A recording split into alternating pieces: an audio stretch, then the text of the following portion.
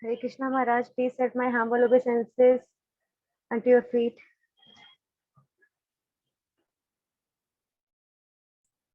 Hare Krishna, please accept my obeisance. Jai Prabhupada.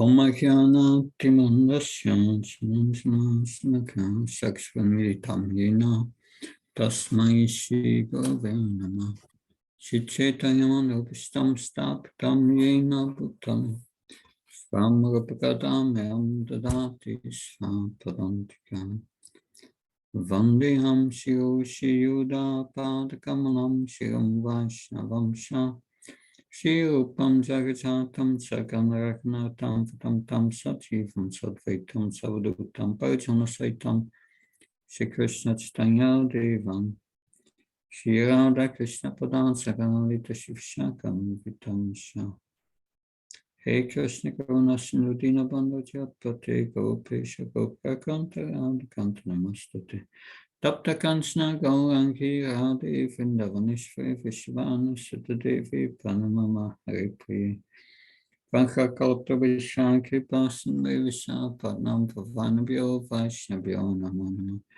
Jaya Shri Krishna Chaitanya Prabhu Nityananda Shri Advaita Gadadhar Shivasati Gaura Bhaktavin Hare Krishna Krishna Krishna Hare Hare Hare Ram, Ram Ram, Hare Hare. Namo Vishnupadaya Krishna Vastaya Bhutale Srimate Bhaktivedanta Swami Namani. Namaste Saraswata Devi Gaurvani Pacharani. Nirvishesha Sunyavadi Paskachari Tishatarani. So, during the first lesson of today, we will discuss the last verses of the 14th chapter, the three modes of material nature, verses 19 till 27. So before we discussed the main characteristics and the manifestations of the modes of nature. And we heard about the result of death in the modes and the results of action in the modes. In this last section, we will learn how to transcend the modes. That one can transcend the modes by knowing first that everything in this world takes place under these modes, and by understanding that Krishna's activities are transcendental. So if we connect with Krishna, then we can also transcend the modes.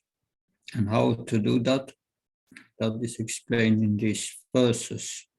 Because Arjuna will ask a question. There are factually three questions. He first asks, what are the symptoms of a transcendentalist? And second question is, how does such a person behave? And the third question is, how can I transcend the mode? And Krishna, at the end of this chapter, will systematically answer each of these questions one after another. So first, Krishna will speak how the Lord is transcending these modes. Text 19. I will read the verse. Nayam kunebhya kartaram yata drastanu pashyati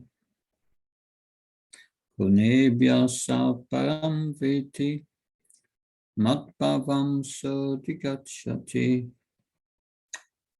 When one properly sees that in all activities, no other performer is at work on these three modes of nature, and he knows the Supreme Lord, who is transcendental to these modes, he attains spiritual nature.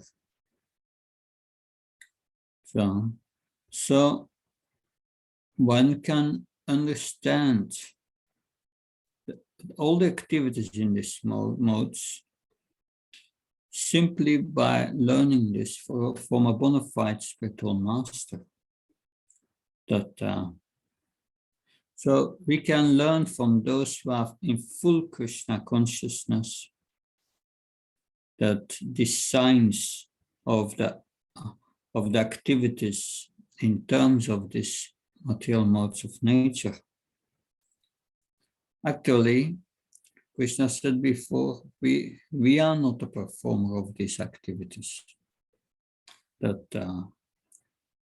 So we are forced to accept a body, a particular type of body, which is a certain mixture of these three modes. So we need just we just need the help of a spiritual authority to understand in what position we are factually situated.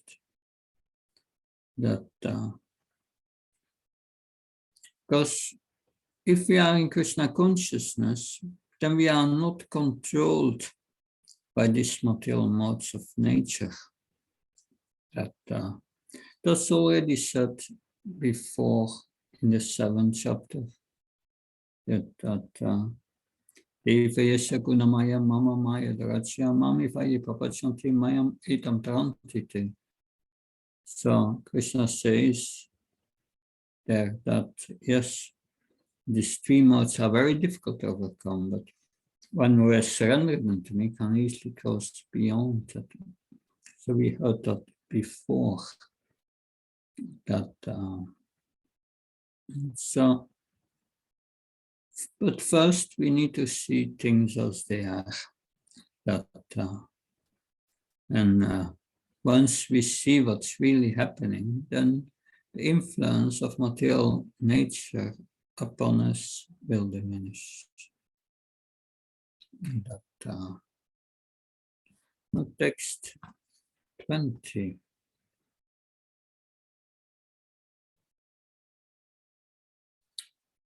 So, Punanitan atityatin deya samudbhavam Janmamritu jaraduke vimuktam mritam asnate.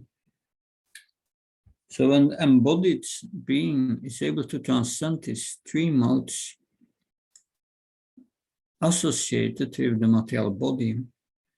It can become free from birth, death, old age, and their distresses, and can enjoy nectar even in this life. So after hearing this question, Naturally, Arjuna wants to know, how can I transcend this much? That inspires him to ask questions.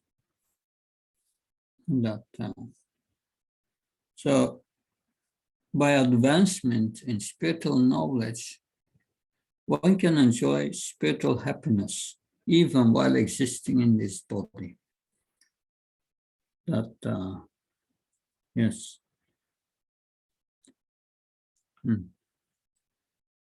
And one can become free from the influence just by this knowledge. So, the highest spiritual knowledge is devotional service to Lord Krishna.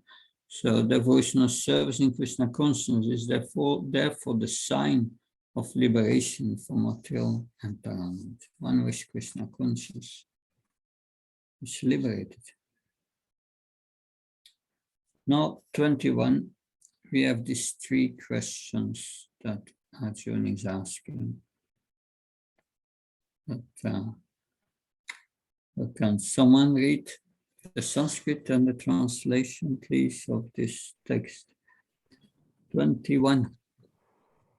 Arjuna Uvacha Kairlingaisrin Gunanetan Atito Bhavati Prabho Kim Acharah Katham Chaitamas Tringunan Ativartate. Translation.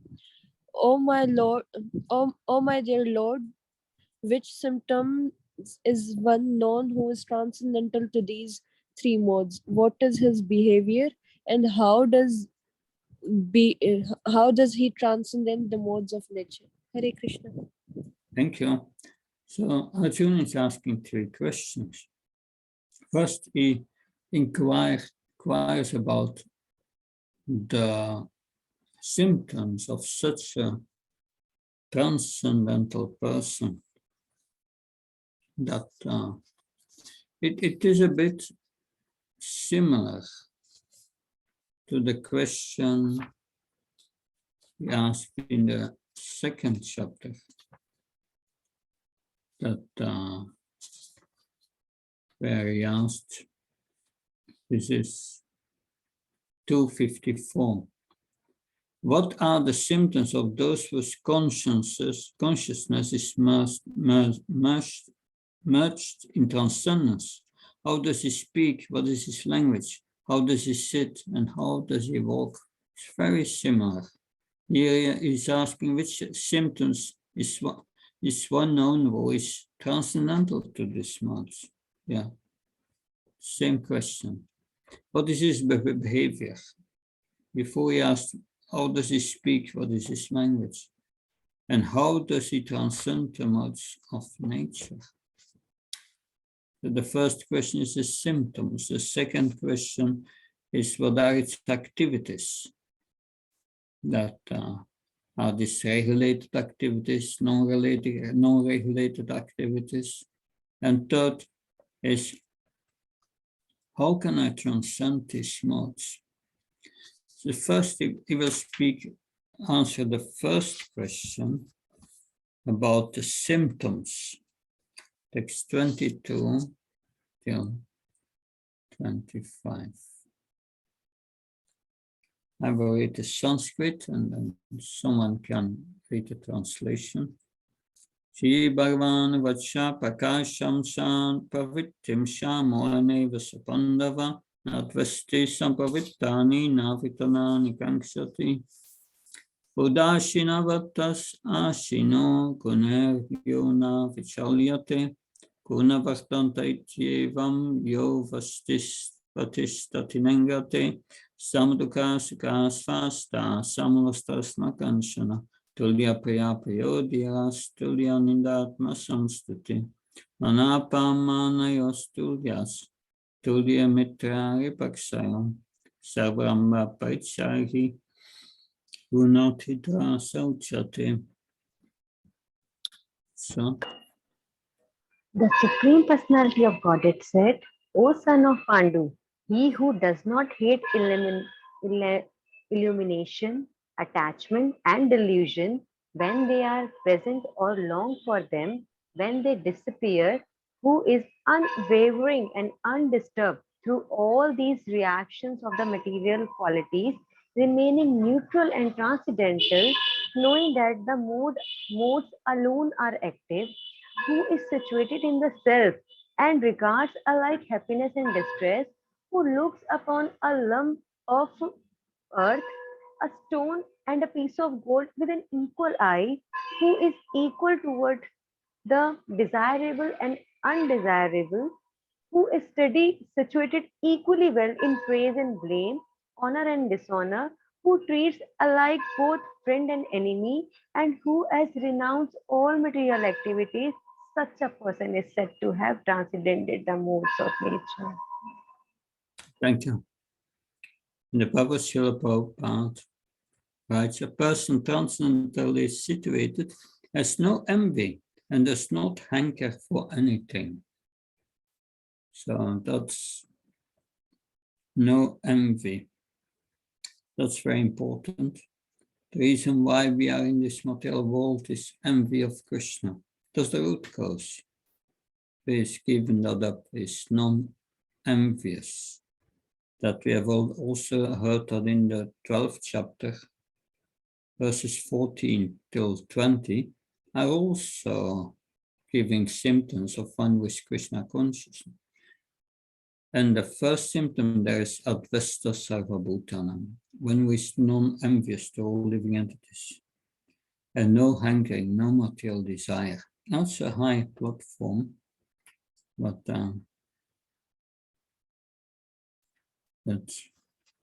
so as long as we have a body, we are under the influence of the material nature. If we are out of the body, then yeah, we are neutral. So we should engage ourselves in devotional service so that this identity with the material body, that we forget us, that so absorbed in serving Krishna. One forgets about oneself, or one forgets about one false identification in this world. We got so many bodies, so many family members in previous lives. We thought it all so important. With the relations, family relations, and so on, and all relations in this world, we think also it's so important that soon it will also be forgotten, like we have forgotten our relationships in previous lives. So this identity of the body is false. We need to get out of this and identify with our real soul, the spirit soul.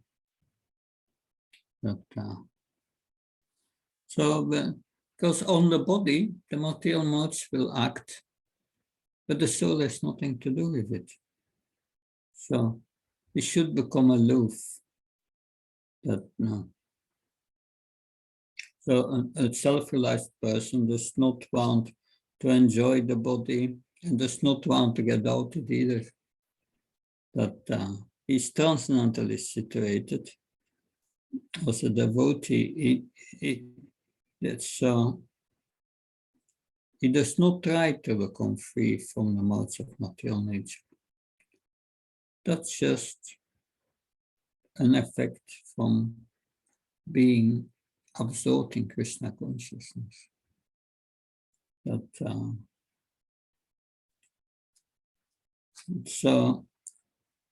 as a spirit soul, we are not affected by honor, dishonor, that so-called happiness and distress. So a Krishna conscious person does not care about when he gets honor or dishonor. So what's the point? If you are dishonored all and your entire life, and then you die, it's all over. Next, you go to the next body. The soul has nothing to do with it. So when on the transcendental platform, he accepts everyone as a friend if they help him in his Krishna consciousness. And he does not hate anyone. He does not hate a so-called enemy. That person becomes his so-called enemy because, you have done to that person something in your previous life. Therefore, it happens.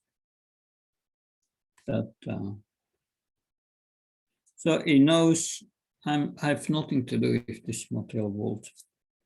The social, political issues, they are not affecting him. He does not attempt to get something for himself. So if one acts like this internally and externally, one has transcended the modes, Krishna says. So in summary, as long as we have material body, we are under the control of this nature. But as a spirit soul, the self is aloof from such activities. So if we engage in devotional service, our identity with the material body will be forgotten. And the devotee accepts everything favorable for Krishna consciousness and rejects everything unfavorable, that he attempts to do everything to please Krishna, but he does not ask anything for himself. So that is the inner mentality of an advanced devotee who has transcended the modes. Now, of course, that's transcending the modes, but also we spoke about before about changing our modes. That first come to goodness and then transcend, ever life in goodness. How do we come to goodness? How do we change our modes? We read last time some verse from the Uddhav Gita. And here on the screen, I'm showing you the 10 ways to change your modes from the Uddhav Gita. Different scriptures you study. So we study Srimad Bhagavatam, that is, the transcendental goodness, transcendental scripture. Eat in a certain way. Yes, we eat only Krishna Prasad. Drinking choices. So it said, one in the mode of goodness drinks pure water. Your association. The devotee associates with devotees and avoids association with non-devotees. Your environment. So we live in a holy place where Krishna is worshipped. If we don't live in a holy place, then we turn our house into a holy place where the deity is worshipped. The times of the day you do things. So mostly a devotee lives in the early morning and goes early to bed. In early morning, we chant Hare Krishna, we do puja. Meditate. The ways you meditate will change your mode. We meditate on Krishna. The mantras you chant, we chant a transcendental mantra, Hare Krishna mantra. The samskaras you perform. Yes, Prabhupada speaks about different samskaras householders should perform before the conception of a child and so on. And then birth, that's drastic. Yes, you die and you take birth and you change your modes according yam yam vapsvambram tiam tanti kalibam tam tam avedikauti asasat bhava bhavacha. According to the conscience at your death, you get a new body, different modes. So that is how to change your modes. And so we heard an answer on the first question, the symptoms of one who has transcended the modes. Of course, there's much more to say about it, that because the Bhagavatam and the Bhagavad Gita explains spiritual techniques, how to come to that point, how to come to happiness, to see happiness and distress equally. How do we come to that point? And that's becoming equally well in place, praise and blame, honor and dishonor. Krishna says that yes, Matrashpasta you must tolerate this happiness and distress and learn to be equal. That's Krishna's instructions. To be equal in honor and dishonor. Even Krishna was criticized that Shishupal, that he blasphemed him, and he went on over the hundreds, and Krishna remained very peaceful. That when Krishna went with Bhima and with Arjun to Jarasandha, that he went to Jarasandha to beg for a fight. And then Jarasandha criticized Krishna. He said, yes, you fled from the battlefield. I cannot fight with a coward. And he said to Krishna, you are born, you are educated as a Vaishya, that a coward boy. I don't fight with coward boys, but with Kshatriyas. So he was blaspheming, and Krishna tolerated everything. Also, Krishna had to tolerate that, and he showed the example how to do that and become equal in blame, honor, and dishonor. That, yes. So, I mean to say the symptoms are there, but to develop these symptoms, it's further explained in the Bhagavatam in so many ways and examples that so this is just the symptoms, and now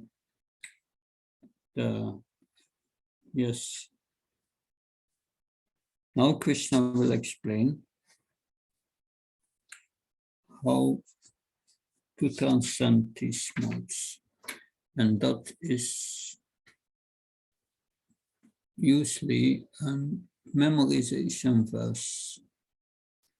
This verse, Mam Sayo Vyabhicharina Bhaktiyo Nasivate Sakunam Samatichetam Brahma Bhuyaya Kalapate.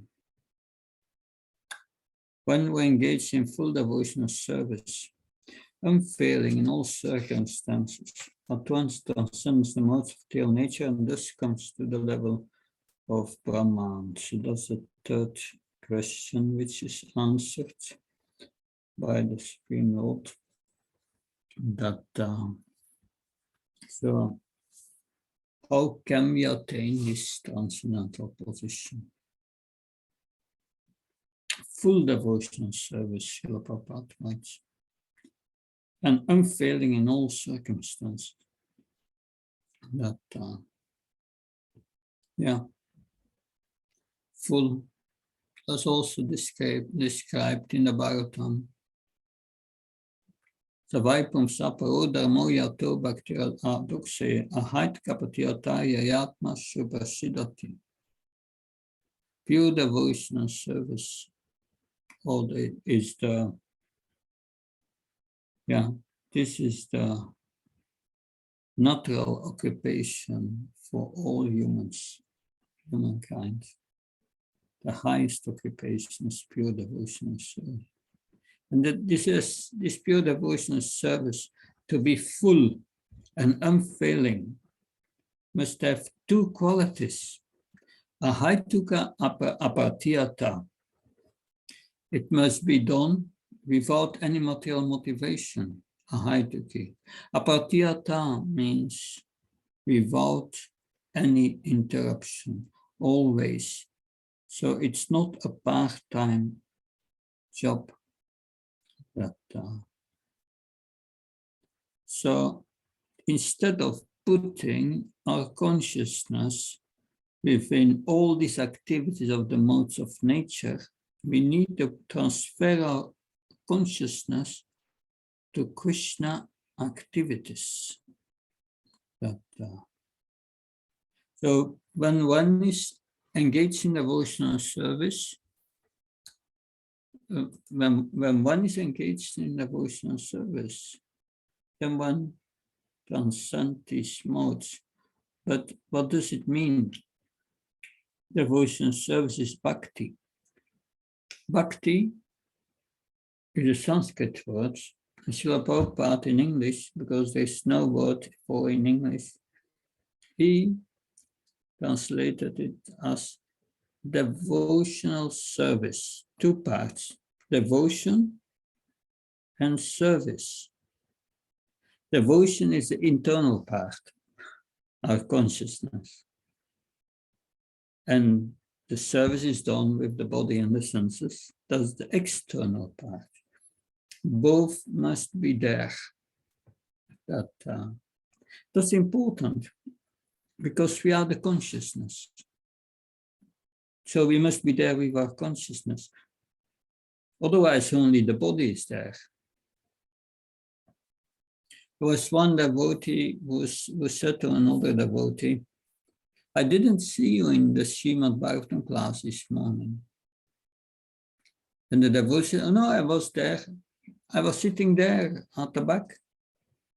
Yes, the devotee said, I could see that your body was there, but with your mind you were somewhere else. So you were not there. So that's important. Full devotional service means being there. And that's the problem. If we start to chant Hare Krishna, the mind says, oh, it goes to the past and that went wrong and this and that. Or it goes to the future, you have still that to do and that, so many things. And you lose the present.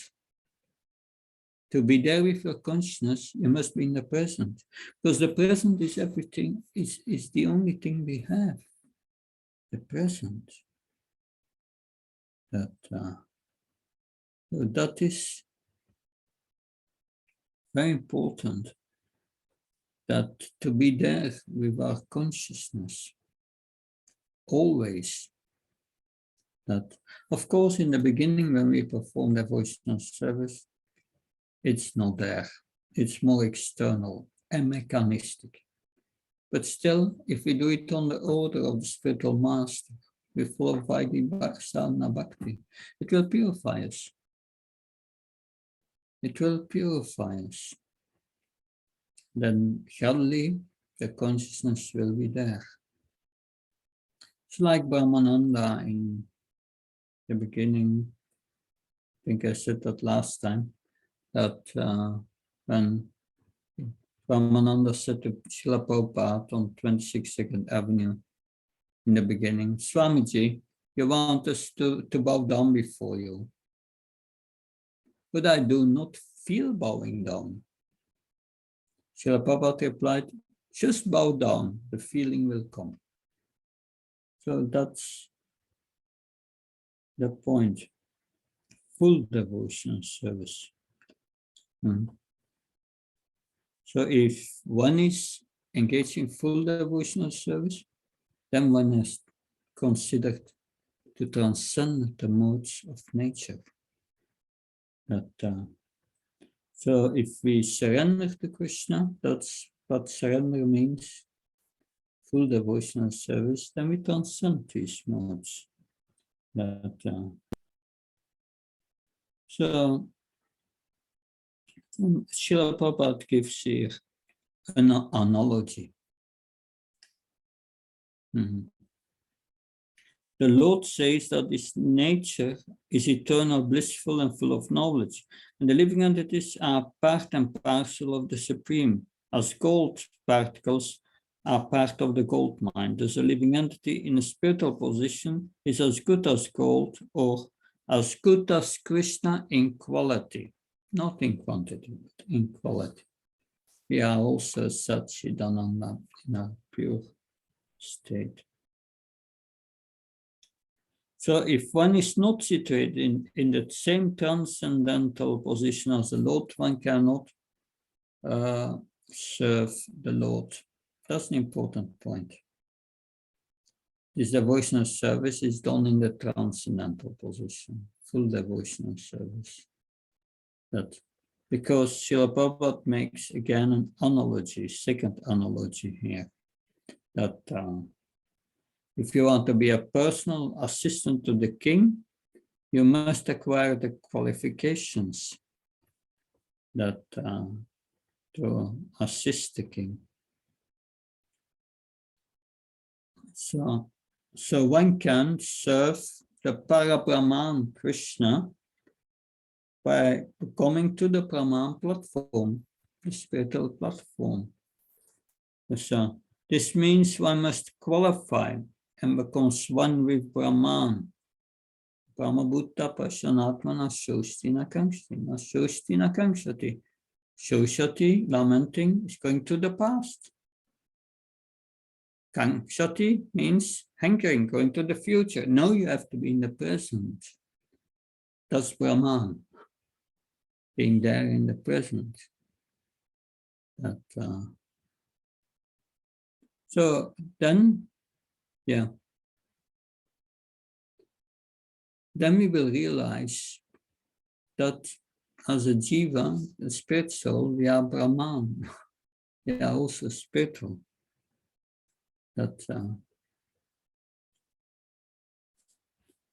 Good.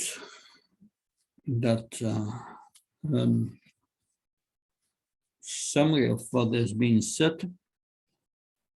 So we can engage in a relationship with Krishna by this full devotional service, unfailing devotional service, because devotional service elevates one beyond these modes and brings one to the level of Brahman. But of course, it elevates one to the level of Brahman, but Brahman is not the purpose. Service to the Parabrahman, that's the purpose. If we are fixed in devotional service, then we are retaining our spiritual individuality. We remain eternally individuals, and that we do not merge with Krishna. Because otherwise, if we become Krishna, then there is no devotional service. That we are separate. That then there is no Bhakti Yoga. Now, what is this Brahman? Brahman is the Brahma comes from, is a Brahma Jyoti. They have bodily effulgence of Lord Krishna. We will hear about this Brahman in the next verse 27. Oh, it's there. Oh, yeah. Can someone read?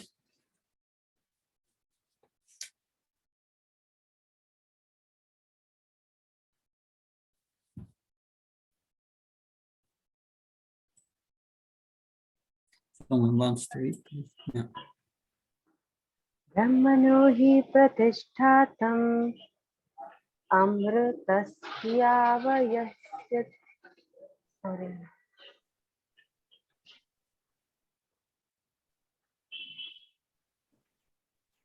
Shall I try? Yes, Yes, please. please. Brahmano hi pratishtha amritasya yavyasya cha shashvatasya cha dharmasya sukhasya kantikasya cha. Translation: and I am the basis of the impersonal Brahman, which is immortal, imperishable, and eternal, and is the constitutional position of ultimate happiness. Mhm. So if we perform devotional service, then we realize, yes, Brahmanoi Pratisthane Amritasya Yasyasa, that Krishna is the source of this Brahman, that so that means you have three, the absolute truth has three levels. We will learn that also in the Srimad Bhagavatam. Vedanta tattva vidas tattvam jnanam atvayam Rameti Paramatmeti Bhagavan iti sapyate. The learned sages have concluded that the absolute truth has three aspects: Brahman, Paramatma, and Bhagavan.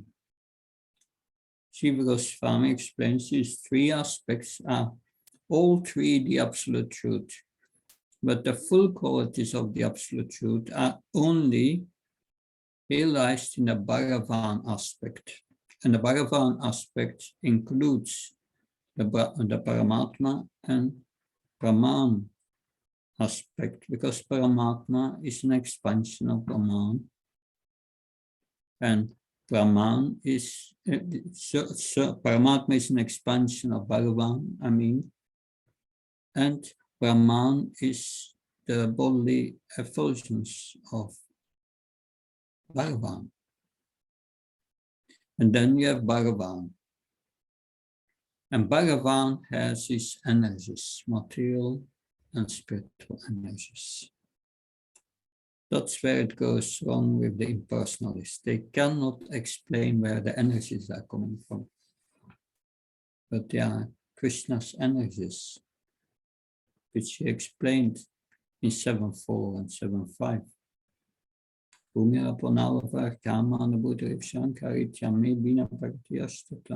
Earth, air, ether, fire, water, mind, intelligence, fall, zero. This comprises my separated material energies. And then Krishna says, beyond this, there is my higher spiritual energy, which comprise the living entities. So, if one has this knowledge, one understands things as they are. And that, because both Paramatma and impersonal Brahman are within Bhagavan, Krishna.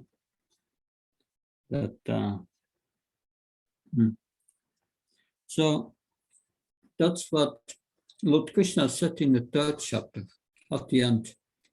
He said, by the strength of transcendental knowledge, the intelligence should direct the mind and the senses, and engage them in devotional service.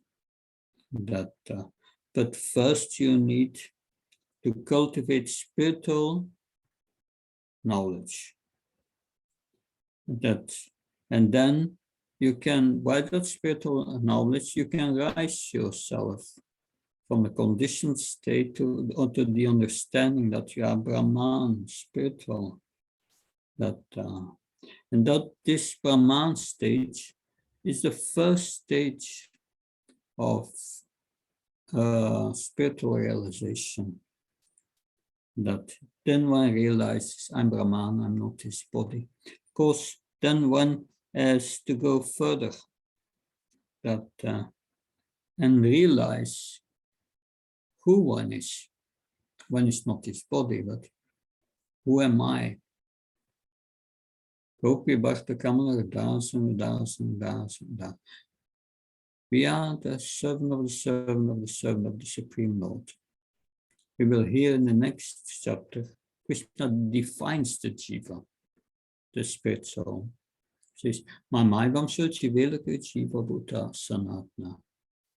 The spirit soul, Krishna says, is my eternal, separated part and parcel. Eternally separated. We don't merge. Eternally separated. But we are a part of him.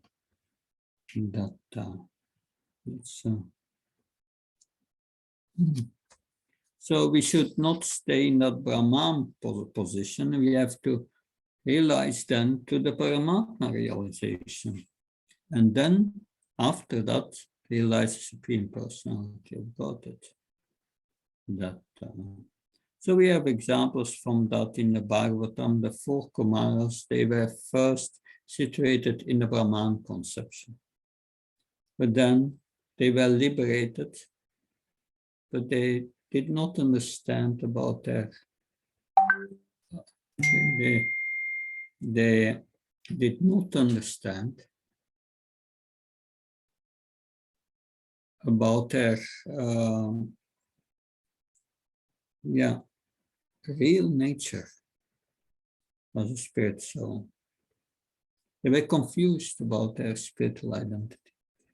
But then, when they met Lord Narayan at the gate of Vaikuntha, just by seeing them, they were raised to the Bhagavan conception and realized that. So one must go further than the Brahman conception. You must go beyond it. Krishna says, Brahmana ipatishtanam. That's it. Brahman depends on me, Krishna says. And then again, an analogy in the purport. The servant of the king enjoys on an almost level with the king. And so eternal happiness, imperishable happiness, and eternal life accompany devotional service. Therefore, realization of Brahman or eternity or imperishability is included in devotional service. This is already possessed by a person who is engaged in devotional service.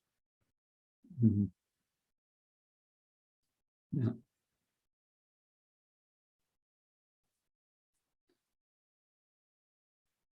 So Brahman realization is included. But Brahman realization is the first stage that to transcend the modes.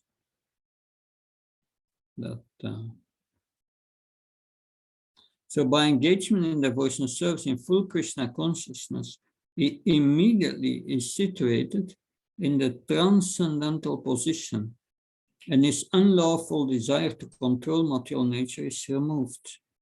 Therefore, the process of devotional service, beginning with hearing, chanting, remembering the prescribed 9 methods of realization devotional service, should be practiced in the association of devotees.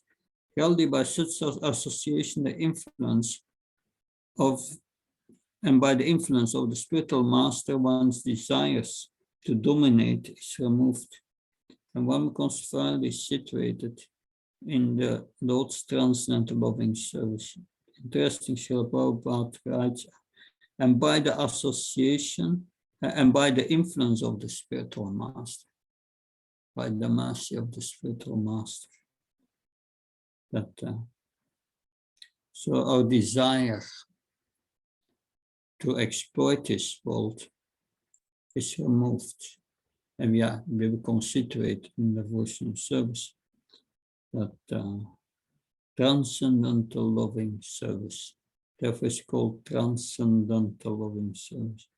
So one should engage in the service of the Lord, should eat the remnants of foodstuffs offered to the deity, smell the flowers offered to the lotus feet of the Lord, see the places where the Lord had his transcendental pastime, read of the activities of the Lord, his reciprocation with love, with devotees, chant always the transcendental vibration, Hare Krishna, Krishna Krishna, Hare Hare, Hare Ram, Ram Ram, Hare Hare.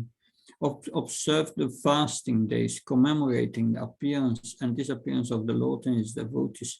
By following such process, one becomes completely detached from all the material activities. One can thus situate himself in the Brahma Jyoti, or the different varieties of Brahman conception is equal to the Supreme Personality of God in quality.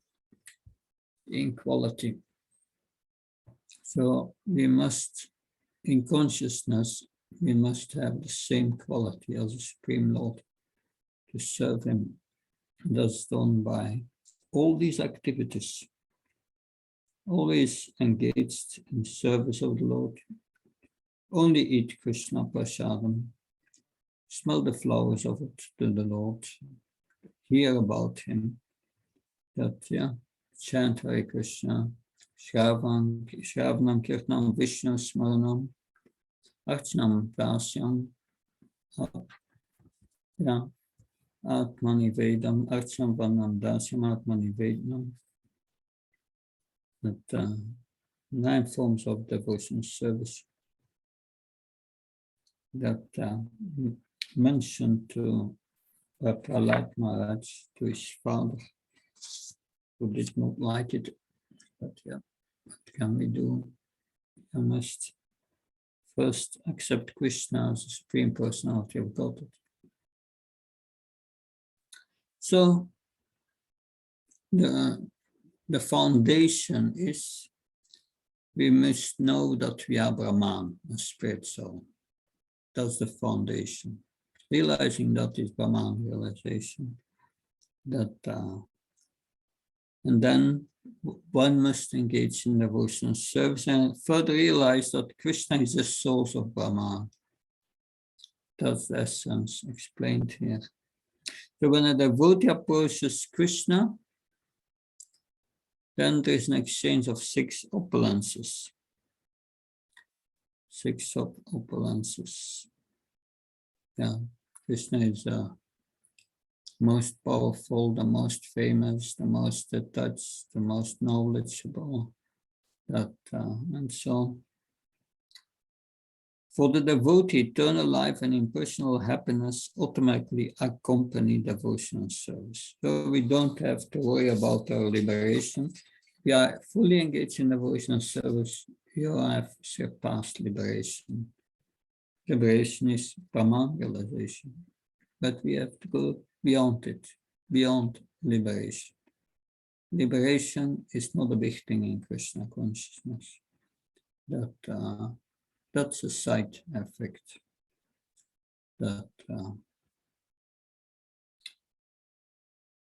So we have heard Arjuna's questions, Krishna's answer. So by engaging in full devotional service, we may ask us, okay, transcend the modes, go for it. But are we actually tasting spiritual happiness now? But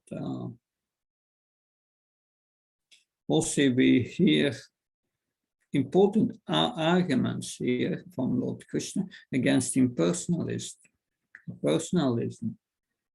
Brahmana I Pratishtana.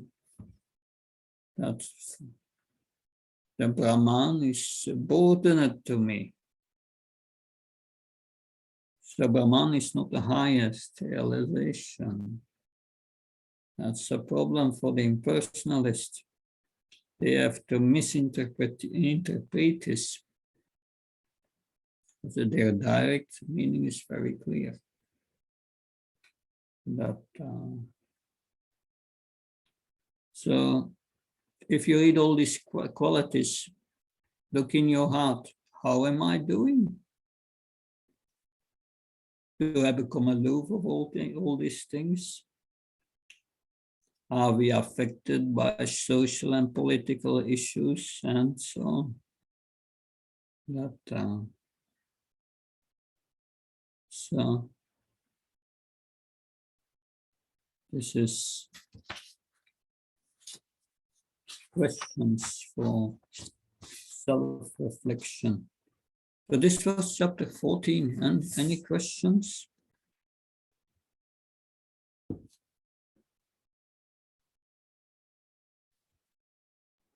Maharaj, I had one question, not exactly to the modes of nature, but little bit related to Varnashrama. So can I ask?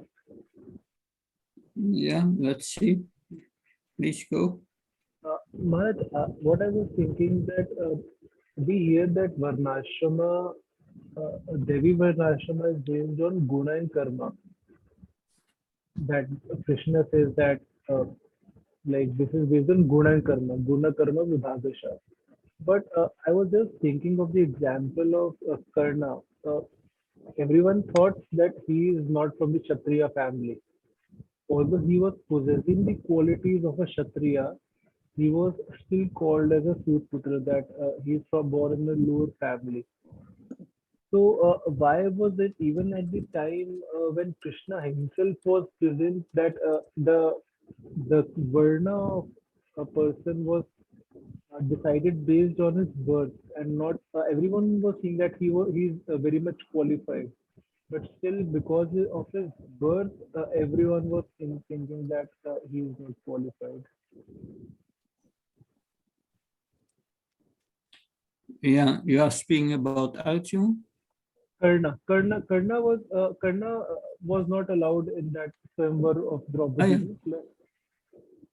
Yeah, that's So we generally hear that caste system is very recent. Caste system based on birth, it's recent. But we see that during even the time of Dwapar, it was present. mm, So yes. how? These Smasta Brahmins, they existed already 5,000 years ago. That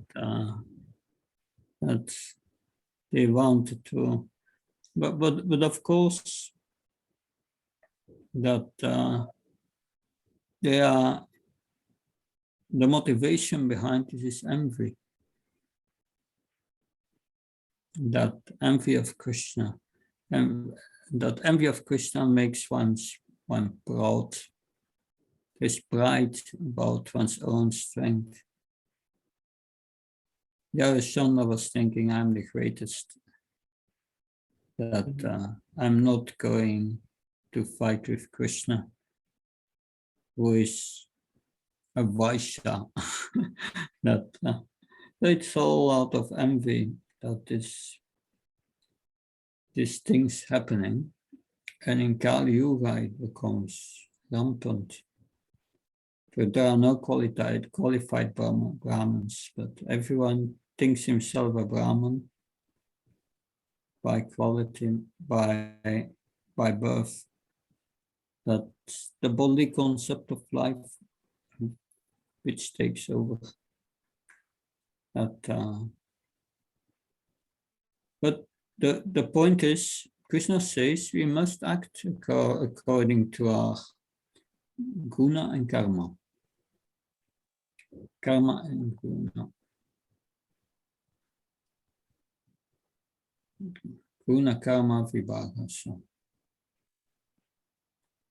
So means we must act according to our psychophysical nature if we are in a conditioned state.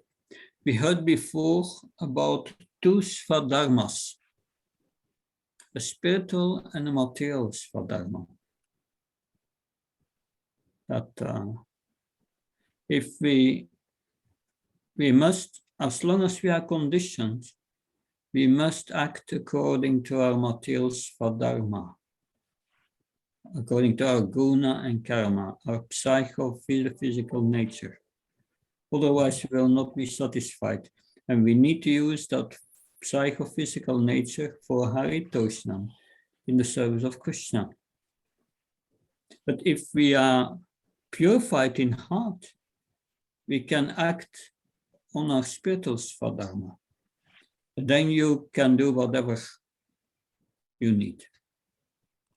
And this is important. It is the basis of our philosophy, that we have to act according to our guna and karma. That I think I said that before. This devotee went to Prabhupada and said, Prabhupada, I want to please you. Ask me whatever you want. And Srila Prabhupada asked him, what do you want to do for Krishna? What do you like to do for Krishna? And the devotee said, oh Prabhupada, it doesn't matter. Ask me whatever you want. I will do it for you. And Prabhupada replied and said, try to understand our philosophy. What do you want to do for Krishna? And then the devotee said, I want to make unbreakable mridangas. And Srila Prabhupada said, yes, do that. Do that for Krishna. And he made his first fiberglass mridangas, which they are still using in many parts of our movement, all over the world. He made them. So the point is, we must act according to our guna and karma as long as we are not liberated.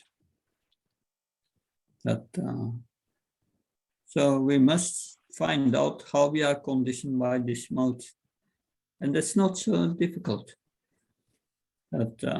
What's my nature, my material nature? Mostly what you are good in and what you like. And that you do for Krishna. And that's important. That's the philosophy behind. But the philosophy, because of envy, is misused by many. Also, we find in the Mahabharata that also in the Bhagavatam, these things are there. That examples of envy. Does that help, Tarun? Yes, Maharaj. Thank you.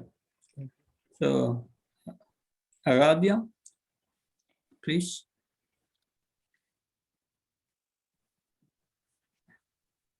Yes.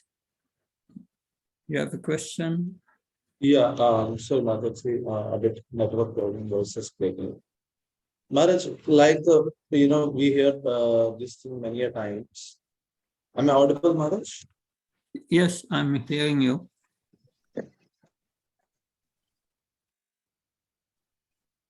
Maharaj, am I audible? I'm hearing you very, very clear. Are you hearing me? Yeah.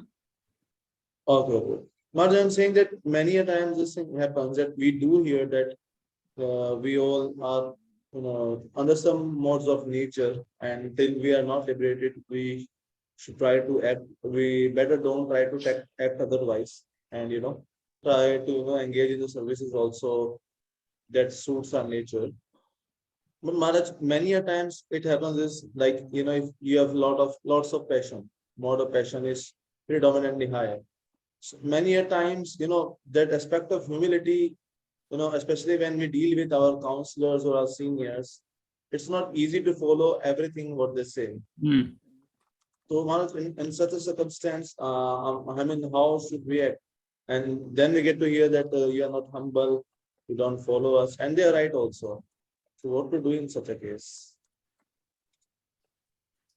Yes, that we are not able to follow yet. That what we do in that case is we try to follow an instruction of the spiritual master in terms of Vaidhi sadhana bhakti. Vaidhi sadhana bhakti is doing regulated devotional service on the instruction of the spiritual master. And the spiritual master instructs the disciple in 64 items. The 64 items are described in Nectar of Devotion by Srila Prabhupada. And that is regulated devotional service. That means that internally we are not yet Krishna conscious, but we act externally. The internal is not there, the devotion is not there, but we do the service. And by doing the service, we please the spiritual master. And we please by that also Krishna. And when Krishna is pleased, he says in 10:10, Bhagavad Gita, Dadami Buddhi Yogam Tam, I will give you Buddhi Yoga, realized knowledge. Then the realization will come. He will purify us. And that's, yeah. He will purify our heart in 10:11 with the torch of knowledge and remove all the impurities, lust, anger, greed, and so on. And then we get realization. So that's how we do it in the beginning. We don't have yet realization that we cannot transcend the modes, but we engage in the service of the spiritual master. And gradually we will become purified, and then devotion will come. And then we will transcend the modes. So in the beginning, these modes are devotional service, like I said last time, is done with a mixture of the modes. But it doesn't matter. It's in the Bhagavatam. Akama, Sarvakama, Mokshakama, Udarati, Trivena Bhakti-yogana, Charita Purusham Param. Whether you are full of material desires, have no material desires, or you desire liberation, you perform devotional service, Tivrena Bhakti Yogana, with great force. And by that, you will attain the perfection. So it's a gradual process. Does that help? Yeah, Maharaj, thanks a lot. Okay, good. Then we will now pause for, it's 8:10. Let's resume at 8:20 in 12 minutes. Okay, then we will start chapter 15. Hare Krishna.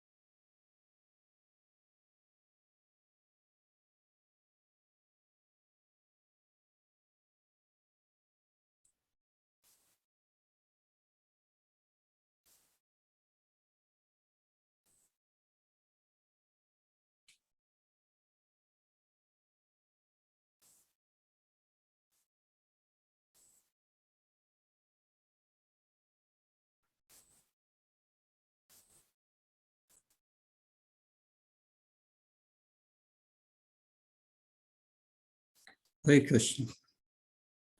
So we are starting now with the chapter 15, the Yoga of the Supreme, Purushottam Yoga.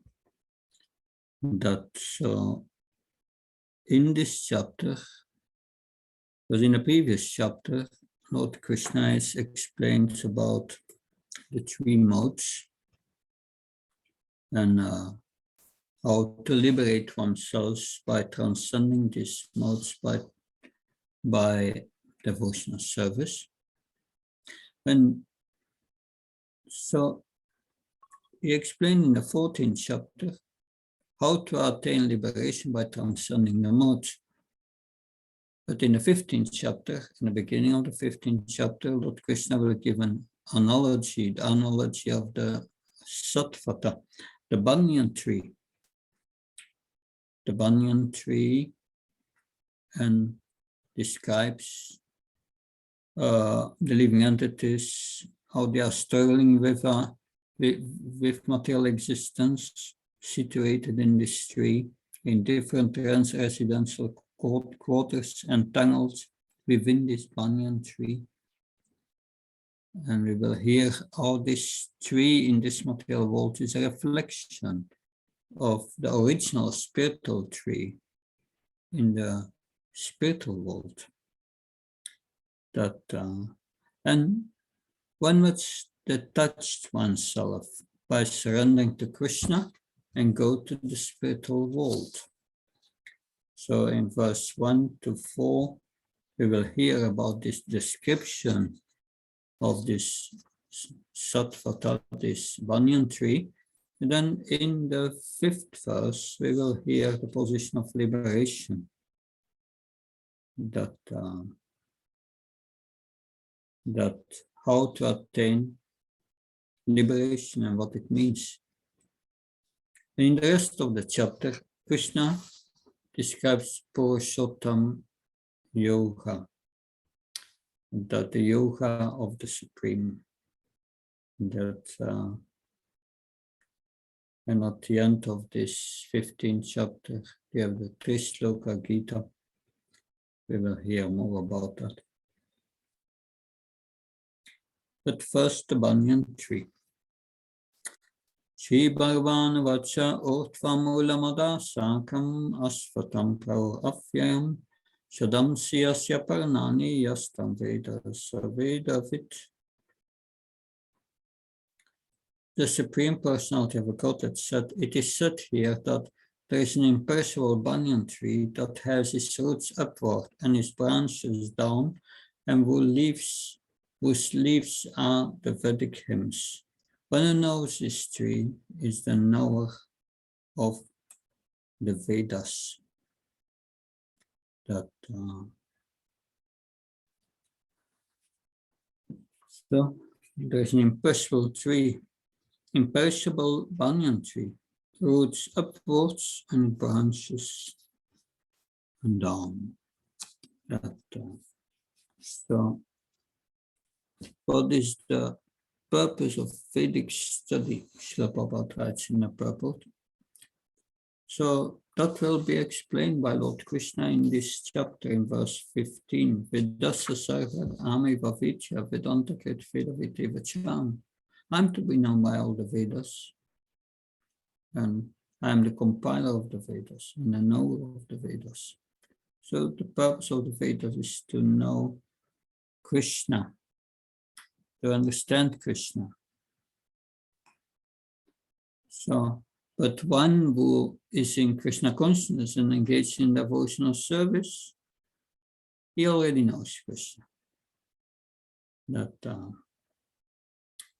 So this tree of the material world has no end.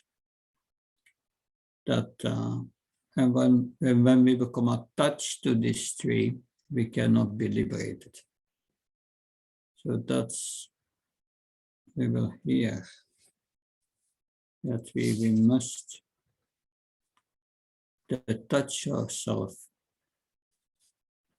cut this tree with the axe of knowledge and attachment we will hear.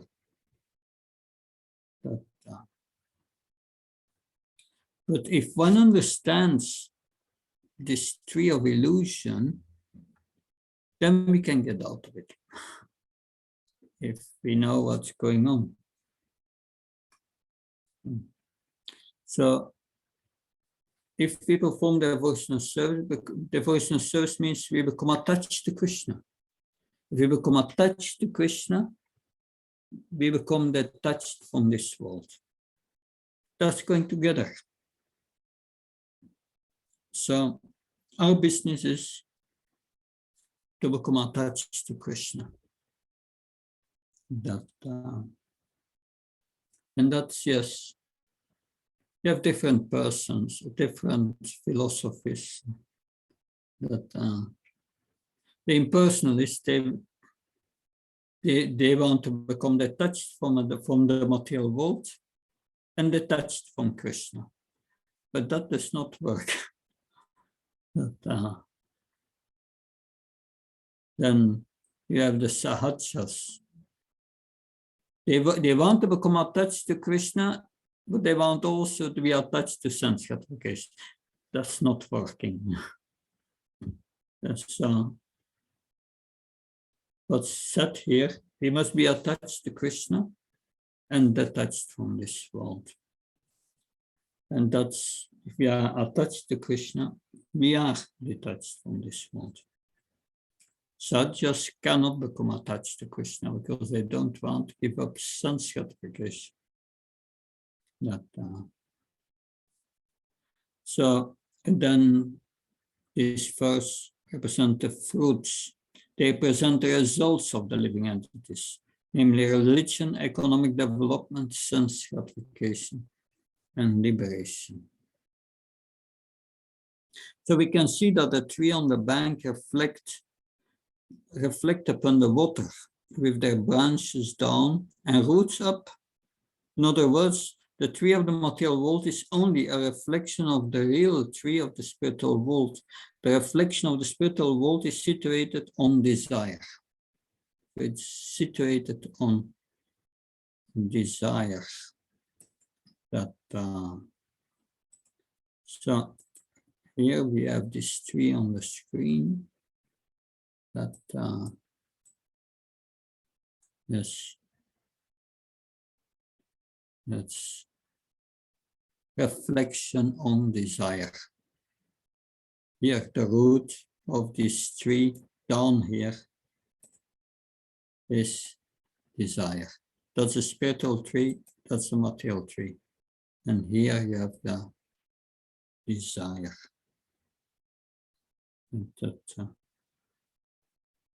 Desire is a cause of things being situated in this reflected material light. One who wants to get out of this material existence must know this tree thoroughly through analytical study. Then he can cut off his relationship with it. So that's Sankhya philosophy. Study all the material elements and then come to the conclusion, yes, I'm not this, 1980, I'm not that, I'm not that. So one is not any of the material elements. 24 elements we discussed. We are different. That's the conclusion. So this material world is the perverted reflection. So that's the reflection of the original tree in the spiritual world. And they have the same variegatedness. You see, it's a reflection. The reflection is only temporary. Is sometimes seen, the reflection, when there is sun, otherwise it's not seen. But the origin from where the reflection is reflected, that's eternal in the spiritual world. The material reflection of the real tree has to be cut off. When it is said that a person knows the Vedas, it is assumed that he knows how to cut off attachment to this material world. That's the point. Purpose of the Vedas is to cut down this reflected tree and attain the real tree in the spiritual world. That's the purpose. So it's all reflection. So whatever exists here must exist in the spiritual world. But here it exists in a perverted way because it's temporary. Temporary and it changes. But in the material world, it's eternal. It doesn't change.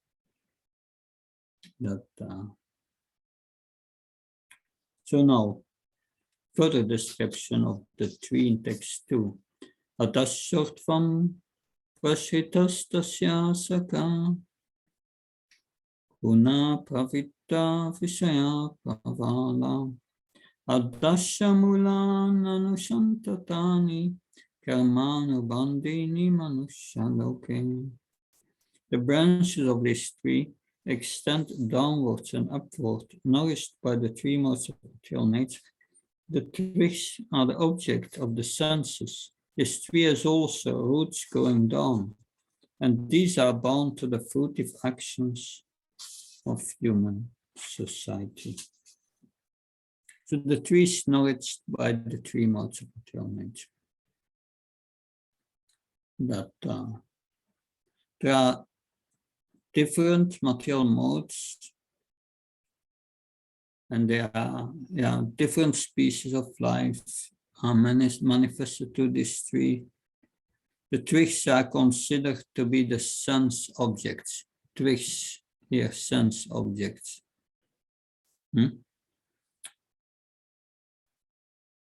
The tips of the branches are the senses. Tips are the senses. Ears, nose, eyes, etc. So the leaves are the Vedic hymns. The twigs are sound, form, touch, and so on. Yeah, the twigs. The subsidiary roots. Subsidiary roots are attachment and aversions. Here, for the roots. Attachment and aversions, byproducts of different varieties of suffering and sense enjoyment. Attachment and aversions. We are attached to what gives pleasure to the body, and we are averse to what gives pain. So this attachment and aversion from these things in this world, yes, that one becomes bound by fruitive actions, by that one is bound by this attachment and aversion, likes and dislikes, because one is going to act according to one's likes and dislikes.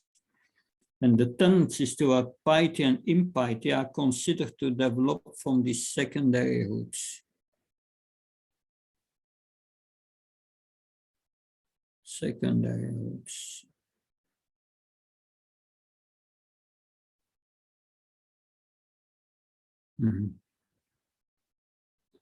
The secondary roots, three modes.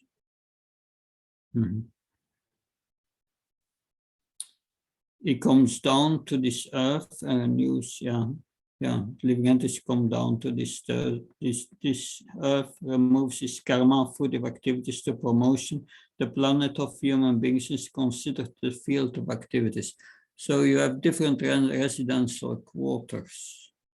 You have in the highest part of the tree, you have the higher planetary systems. Here, the earthly, and then you have I think the heavenly planets are close to the spiritual world, and the earth is somewhere in the middle, and you have the modes of ignorance, the lower planetary systems. One goes up and down in this 1 and 3 by one's fruitive activities, jumping from one branch to another. That's what we do. New bodies and so on. Mother Rukmini, please have a question. Thank you, Maharaj. Maharaj, I'm unable to understand leaves as Vedic hymns. Vedic hymns. Leaves and Vedic hymns. Yeah, that's the Karmakanda. They are chanting all these hymns that for elevation to the heavenly planets, the leaves that I think it's mentioned here also in the purport.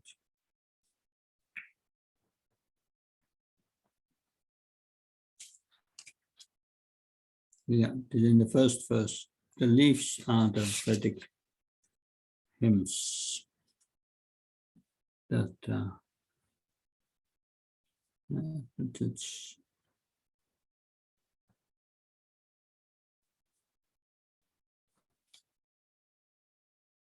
yeah. The Vedic hymns, mostly the chanting of the Rig Veda, Atharva Veda, and the Sama Veda, Yajur Veda. The Vedic hymns, and they are chanted for elevation. That's the Vedic tradition. But many times they are also chanted to get the fruits of Dharma, Artha, Karma, and Moksha. Vedic hymns that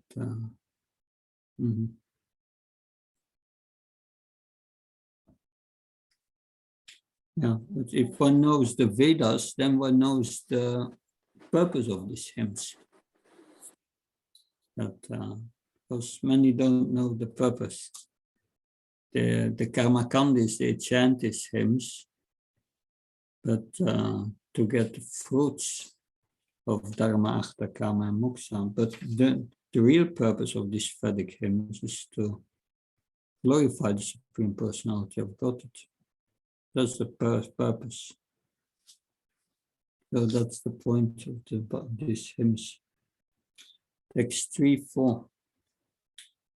Na rupamasya tato palapyate nanto nashadi nasa sampatishta ashvatamenam suvirudamulam asanga sastrena pitena chitva tata padam tat pariga marhitavyam yasmin kirtanani pratartanti bhuya taneva sadyam purusham papati yata paviti prasita purani. The real form of this tree cannot be perceived in this world. No one can understand where it ends, when it begins, and where its foundation is. But with determination, one must cut down this strongly rooted tree with the weapon of detachment. Therefore, one must seek that place from which having gone, one never returns, and there surrender to the Supreme Personality of Godhead, from whom everything began, and from everything has extended since time immemorial. So one has to find out the cause of the tree. Where does the tree come from? That's important. The root is in the spiritual world, the cause. That finally, in this way, when one searches the root, one finds the root and reaches the Supreme Personality of Godhead. That's the end of the research work. One has to search out that origin of this tree. The Supreme Personality of Godhead, although the association of persons who are in knowledge of that Supreme Personality of Godhead, then by understanding one becomes surely detached from this false reflection of reality, and by knowledge one can cut off the connection and actually become situated in the tree.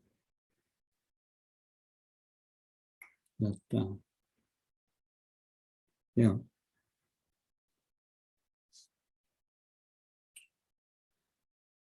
through association of persons in knowledge of the Supreme Personality of Godhead.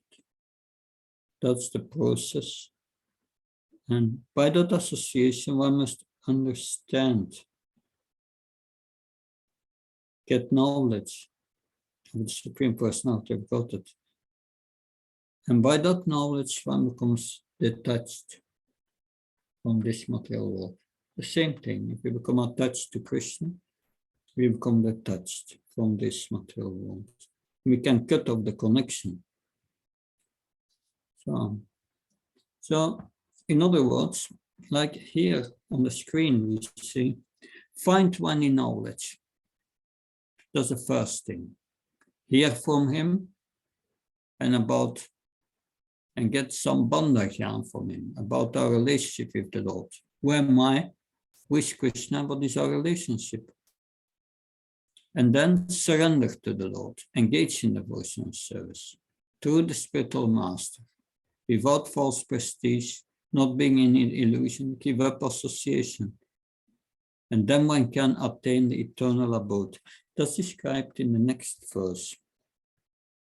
Therefore, one must learn detachment by discussion of spiritual science based on authoritative scriptures. I must hear from persons who are actually in knowledge. So you must hear of the Supreme Personality of Godhead. As a result of such discussion in the association of devotees, one comes to the Supreme Personality of Godhead and then surrenders unto him. Surrender, and that's the result of devotional service by Shravana Kirtanam, Vishnu Smaranam, Archanam, Vandnam, Dasyam, Sakramat, Atmanivedanam. Yeah, Padasevanam between. It's so surrender is a result of doing these activities. Therefore, to get out of the entanglement of this strong banyan tree of material life, one must surrender to Krishna. As soon as one surrenders unto Krishna, one becomes attached automatically to the material extension. So, Mother Rukmini? Yes, Maharaj, in the first line, they are saying, sorry, in the first translation, Prabhupada is saying, one who knows this tree is a knower of the Vedas. Vedasya sarver ahame vedyo, that is understandable.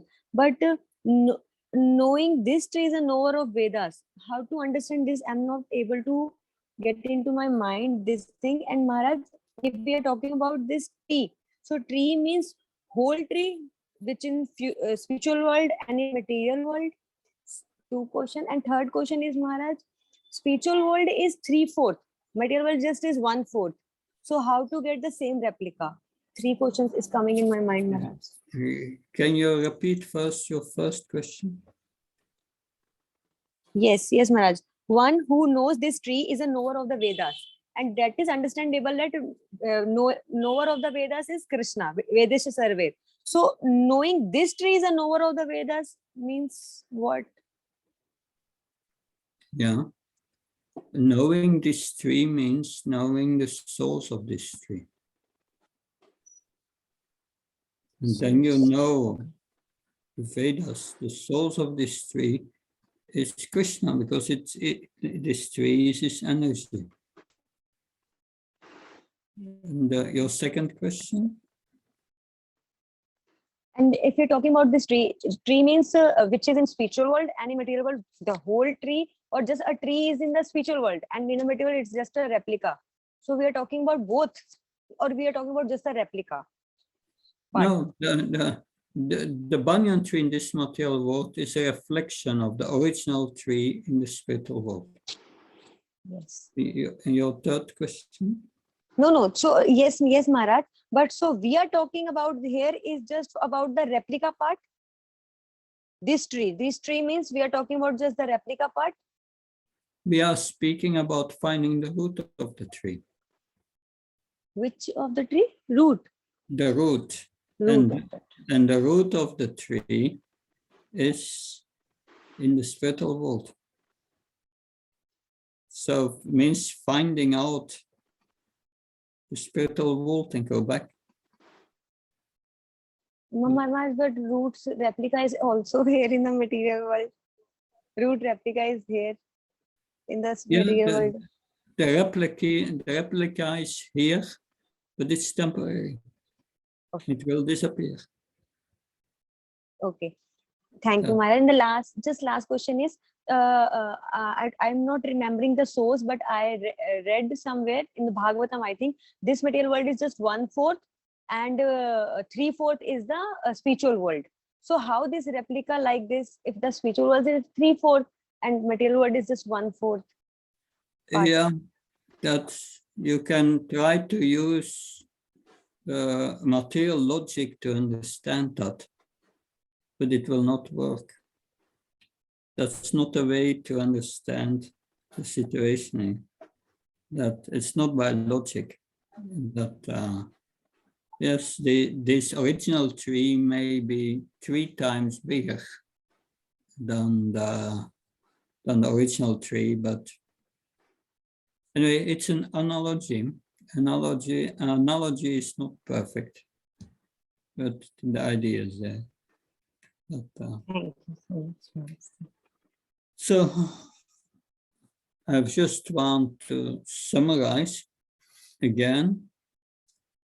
So our entanglement in this material world is compared to a reflection of this banyan tree.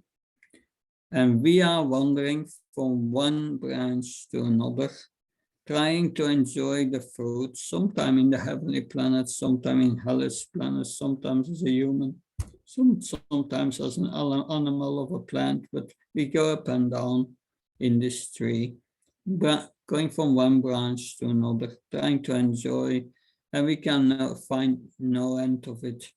With the cause of this reflection is desire. Desire to enjoy separate from Krishna. So the material world is a perverted reflection of the spiritual world. So the spiritual world must have the same variegatedness. But in reality, the purpose of the Vedas is to cut down this reflected tree and attain the real tree in the spiritual world.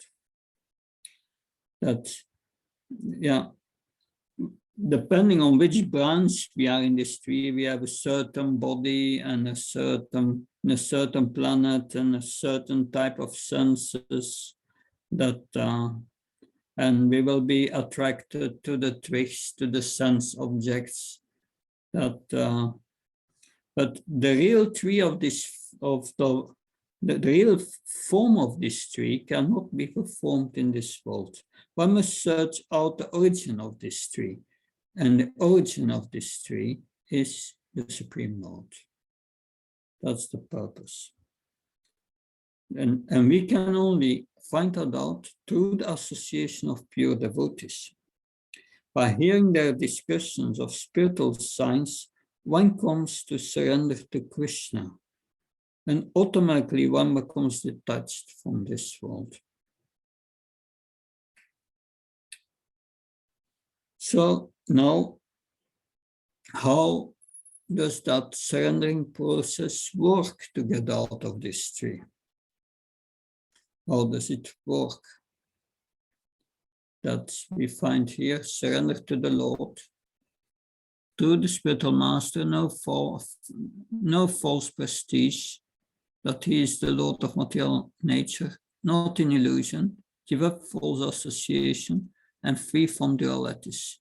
That's the way to get out of this tree. And that's explained in text 5. In text 5.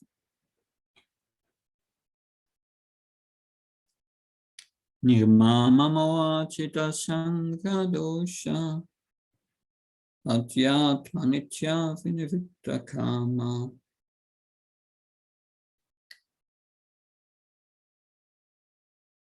Moment. It seems that the sharing does not work. Again. Okay. Imamamo Sita Sangadosha Dhyatma Nitya Prinivittikama. Don't Mukta Sukha Sukha Dukkha Samya Kachantyamudha Padapyam Tat. So those who are free from false prestige, illusion, false association, who understands the eternal, who are done with material lust, who are free from the dualities of happiness and distress, and who are unbewildered, know how to surrender to the Supreme Person to attain the eternal kingdom.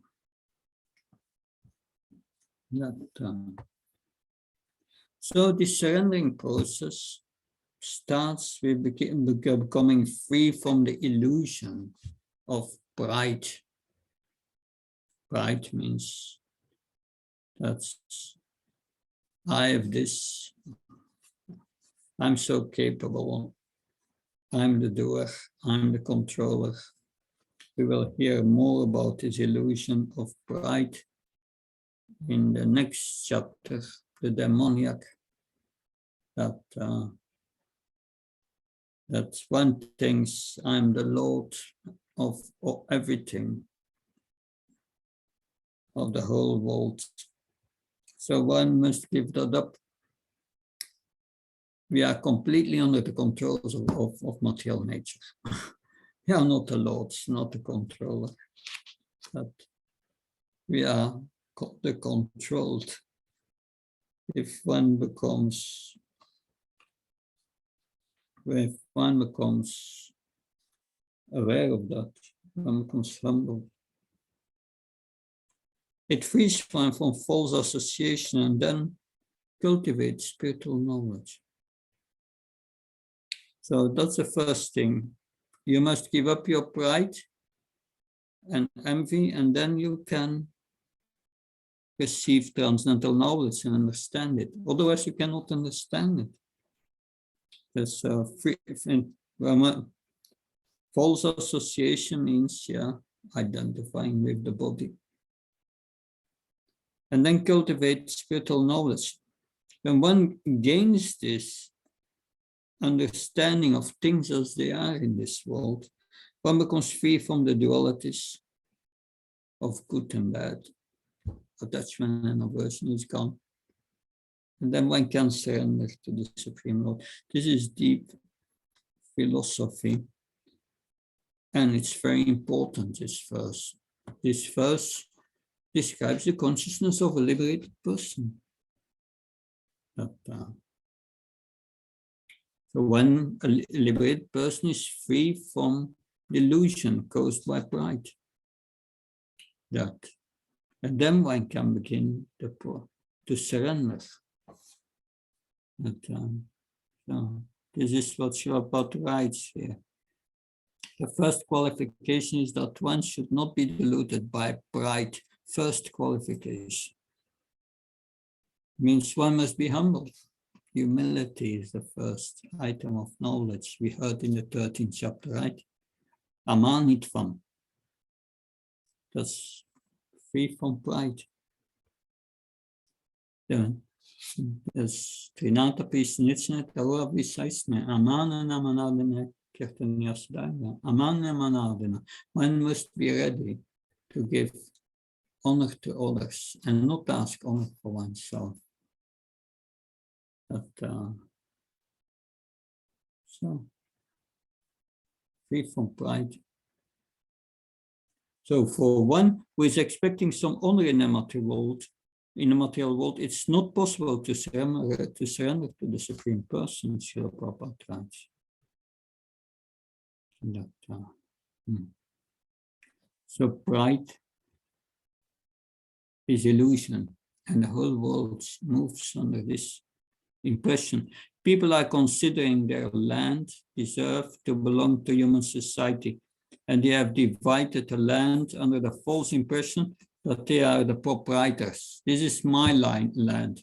No, this is my land. And then the countries fight because it's their land. It is Krishna's land. It's just illusion. So one must get out of this false notion that human society is the proprietor of the world. So if one can give up this faulty association with this tree, with this, then one can develop spiritual knowledge, cultivate knowledge that what is actually his own and what is actually not his own. Even this body is not ours. We say my body, but it belongs to Krishna. Certain moment, Krishna will say, the rent is over. You have to get out. Next body. And how do we pay the rent? With our karma, activities in previous life.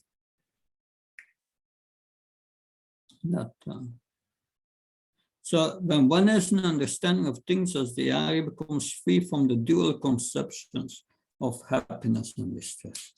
Then the happiness and distress has no meaning in this world. All these so-called relationships and so-called love. This, I love you, and then 3 years later, I hate you. That it turns, there's no meaning.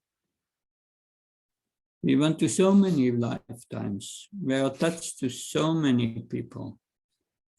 We don't remember them. Do we care about them? No. No. Yeah, still, tears are coming from our eyes when our beloved in our previous life left us.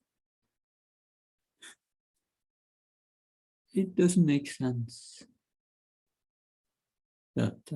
So if one understands what one becomes detached, then one sees things as they are. It becomes free from the dual conceptions of happiness and distress.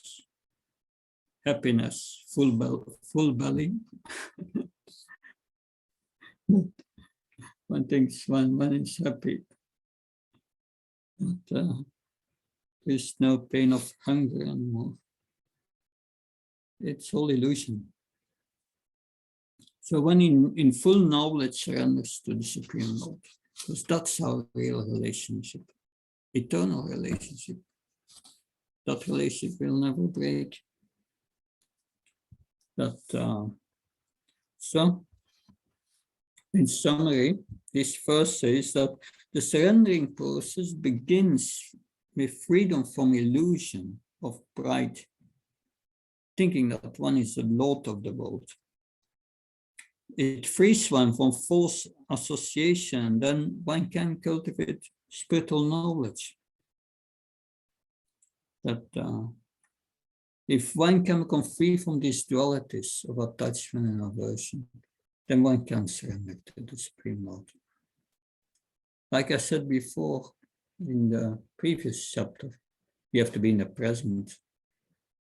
Then you can surrender. If your mind is in the past or the future, you are controlled by this attachment and aversion. And the mind is not conquered. Chitatmana, prashantatma,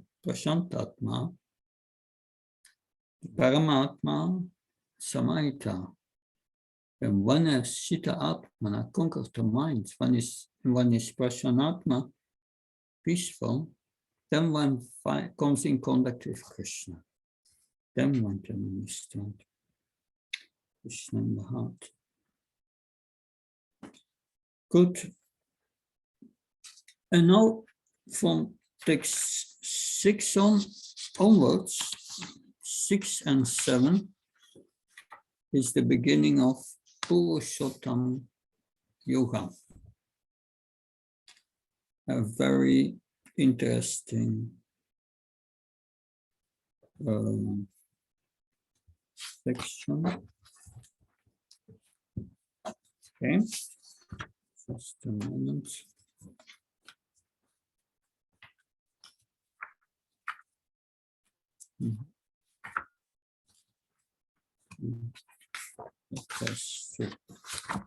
Text 6 on the screen.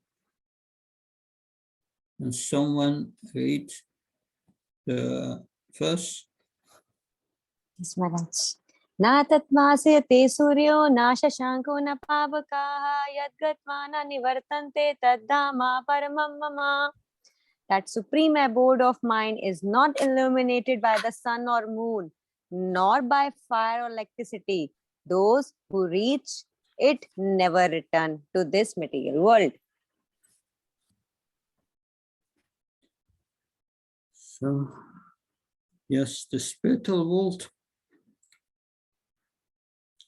that Krishna speaks now about the spiritual world, the supreme abode. It's described here that, and that abode, Srila Prabhupada said, is known as Goloka Vrindavan, the spiritual world, the Krishna planet. Srila Prabhupada writes, the shining effulgence of all those planets called Vaikunthas constitute the shining known as Brahma Jyoti. Actually, the effulgence is emanating from the planet of Krishna, Goloka Vrindavan. And part of that shining effulgence is covered by the Mat Tattva. That's where we are now, the material world. Other than this, the major portion of that shining sky is full of spiritual planets. They are called Vaikunthas, of which is Goloka Vrindavan. So there is no electricity bill to pay in the spiritual world. Good news with the rising of the energy prices. So in his conditioned life, the living entity considers himself to be the lord of this material world, controller. But in his liberated state, he enters into the spiritual kingdom and becomes an associate of the Supreme Lord. Therefore, he enjoys eternal bliss, eternal life, and full of knowledge.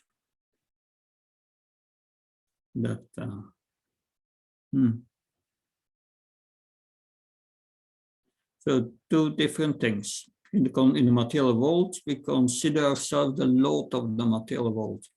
In the spiritual world, we become an associate, a servant of the Supreme Lord.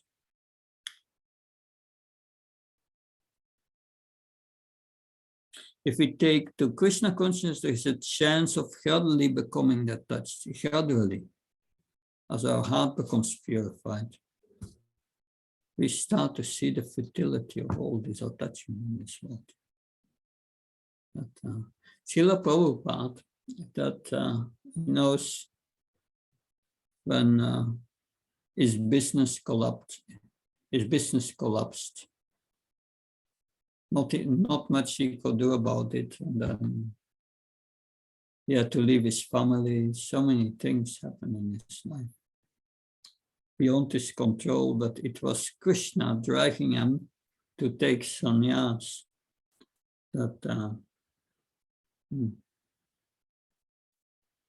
So, yes.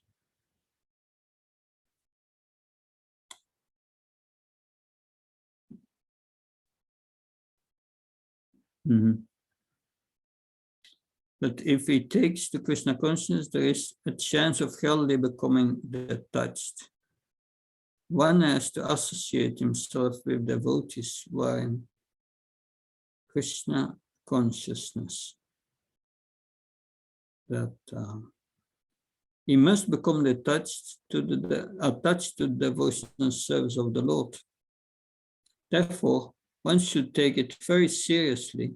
To devotional service, as described in the 12th chapter, is the only way to get out of this false representation of the real tree. Only devotional service is described as pure, transcendental. And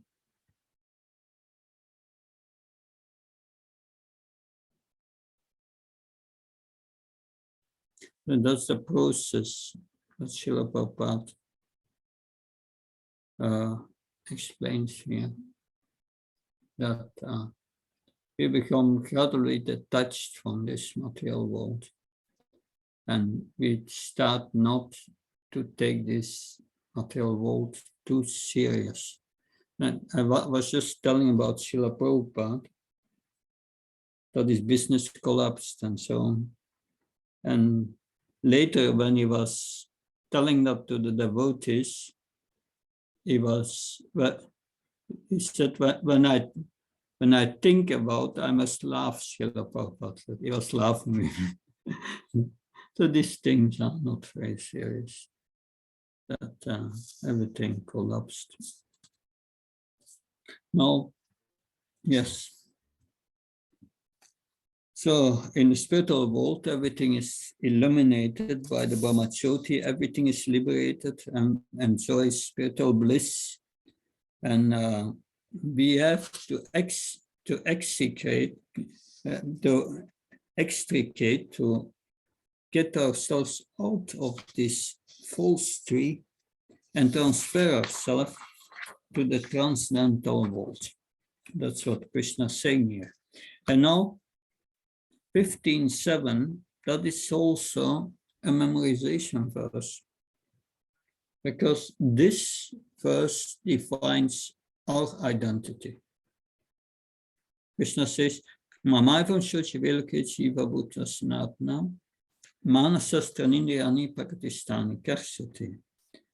It says all the living entities in this material world are my fragmental parts, and they are struggling now very hard with the 6 senses. So the living entity is a fragmental part and parcel of the Supreme Lord. So that's who we are. And because we are a part of the Supreme Lord, like Srila Prabhupada explains, like a machine. You have a screw in a machine, is a part of the machine. So we are a part of the screw. The screw is only useful when it's in the machine and helps operating. So we are only useful when we are connected with Krishna in devotional service, because we are his part and parcels. And it is clearly said here, Sanatana. We are eternal separated parts. But we never merge with Brahman or something. No, we are Sanatana. We are eternal individuals. And that's what Krishna said in the beginning of Bhagavad Gita to Arjuna, Tvevam Satunasam Natvam Nimichanatibana Shivna Bhavishma Savasvayamataparam. You, Arjuna, me, and all these kings here on the battlefield have existed in the past, are existing now, and will never stop to exist in the future. That we are all eternal. And that's good news. Bad news is we are in this tree and we have to get out of this tree. Yeah. So in the Prabhupada Prabhupada writes, according to the Vedic version, the Supreme Lord manifests and expands himself in innumerable expansions, of which the primary expansions are called Vishnu Tattva, and the secondary expansions are called the living entities. In other words, the Vishnu Tattva is the personal expansion, and the living entities are the separated expansions. The separated expansions, the living entities, are eternally servitors. That's what we are. The separate expansions have their identities. We have spiritual identities. That's Srila Rupa Goswami was a Goswami in Vrindavan. That was his external identity. But in the spiritual world is Rupa Manjari, spiritual identity. So we have all our spiritual identity. As fragmental parts and parcels of the Supreme Lord, the living entities also have fragmental portions of his qualities, of which independence is one. So that nobody can take that away from us. We can desire what we want. That's the only thing, at least in the human form of life, that or higher forms of life. Because even that minded independence we have as Krishna gives it to us. That every living entity has an individual soul, has its personal individuality and a minute form of independence. By misuse of that independence, one becomes a conditioned soul, and by proper use of independence, he is always liberated. Proper use means you understand everything belongs to Krishna. And therefore, we use everything in the service of Krishna, including my body, mind, words, and so on. In either case, is qualitatively eternal as the Supreme Lord is. So qualitative means the Lord is Satchidananda, eternal, full of knowledge and bliss, and we are also, but now discovered in the conditioned state. We are experience the opposite. We identify with this body, which is asat. It is an abode of ignorance and is misery, no bliss. In his liberated state is free from this material condition and is under the engagement of transcendental service of the Lord. That's our normal condition. In his conditioned life, it is dominated by material nature, and he forgets the transcendental service of the Lord. As a result, he has to struggle very hard to maintain the existence of the material world.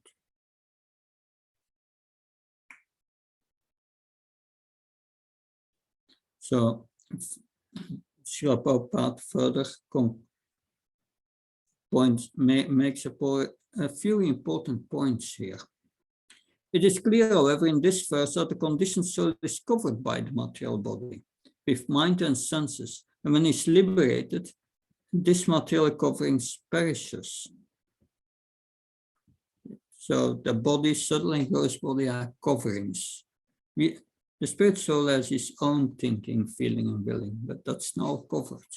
That will be awakened by our Krishna consciousness. So when a living entity gives up its material embodiment and enters into the spiritual world, he revives his spiritual body. And in his spiritual body, he can see the Supreme Personality of Godhead face to face, and can hear and speak in face to face, and can understand the personality as he is. That liberation, the living entity gets his spiritual body by the grace of the Supreme Personality of Godhead.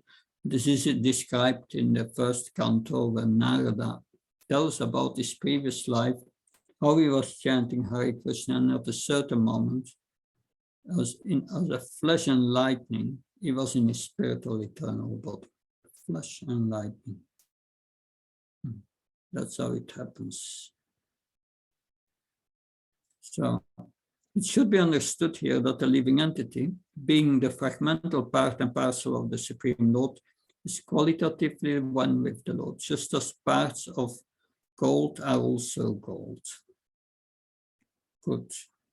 That's the good news. We are part and parcel of the Supreme Lord. We are eternal, but in the next section we will hear the bad news.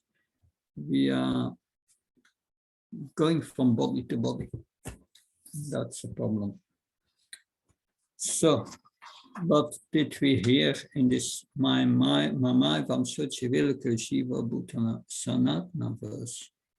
So we are eternally fragmental parts of Krishna. That we have fragmental portions of his qualities, Satchitananda. And that includes, we have a minute independence. We can desire what we want. But if we misuse our independence and want to be the controller, which is Krishna's position, then we become captivated by Maya. And we enter this world of attachment and aversion, likes, dislike, that then we want to achieve pleasure and we struggle to the senses to get that pleasure. Another point Srila Prabhupada makes is we are eternally separated parts. We cannot merge with Krishna. Also a strong argument against impersonalist here. Our spiritual body is of the same quality of the Supreme Lord. So liberation means reviving one's spiritual body, entering into the spiritual world. Good. Now I want to go with you to the Srimad Bhagavatam. Srimad Bhagavatam, third canto. Text 15, description of the kingdom of God. 16, I will read a few verses for you. In those Vaikuntha planets, there are many forests which are very auspicious. In those forests, the trees are desire trees, and in all seasons they are filled with flowers and fruits, because everything in the Vaikuntha planets is spiritual and personal. In the Vaikuntha planets, the inhabitants fly in their airplanes, accompanied by their wives and consorts, and eternally sing the character and activities of the Lord, which are always devoid of all inauspicious qualities. While singing the glories of the Lord, they deride even the presence of the blossoming Madhavi flowers. When the king of the bees hums in a high pitch, singing the glories of the Lord, there is a temporary lull in the noise of the pigeon, the cuckoo, the crane, the sakravaka, the swan, the parrot, the partridge, and the peacock. Such transcendental birds stop their own swinging simply to hear the glories of the Lord. All the flowering plants like the mandara, kunda, kurabaka, utpala, shampaka, arna, punaga, narakeshara, bakula, lily, and parijata are full of transcendental fragrance. They are still conscious of the austerity performed by Tulsi, for Tulsi is given special preference by the Lord, who garlands him with Tulsi leaves. The inhabitants of Vaikuntha travel in the airplanes made of lapis lazuli, emerald, and gold. Although crowded by their consort, they have large hips, beautiful smiling faces. They cannot be stimulated to passion by the mirth and beautiful charms. Text.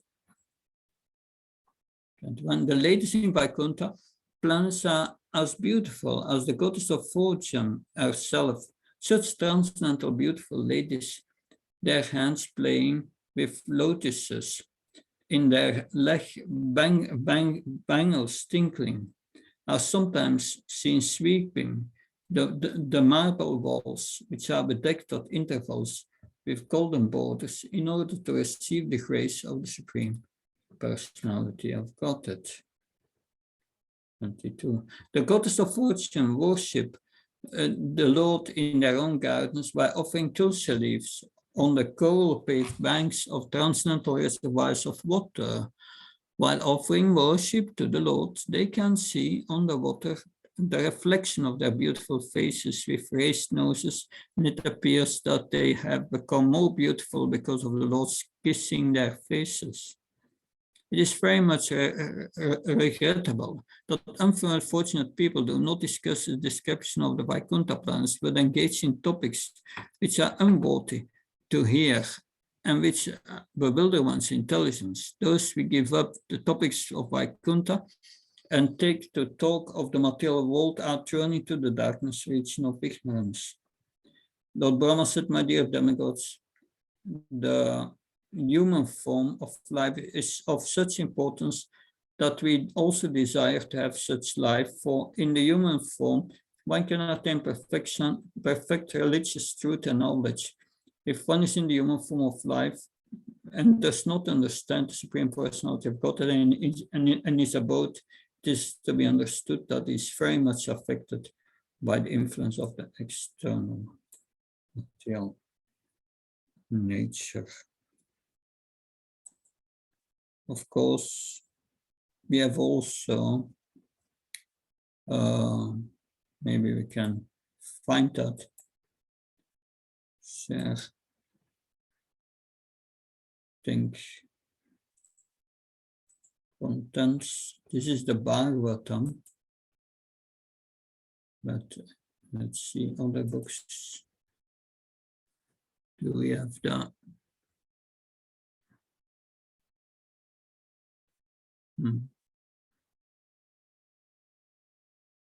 There's also this verse in the Brahma Samhita, which describes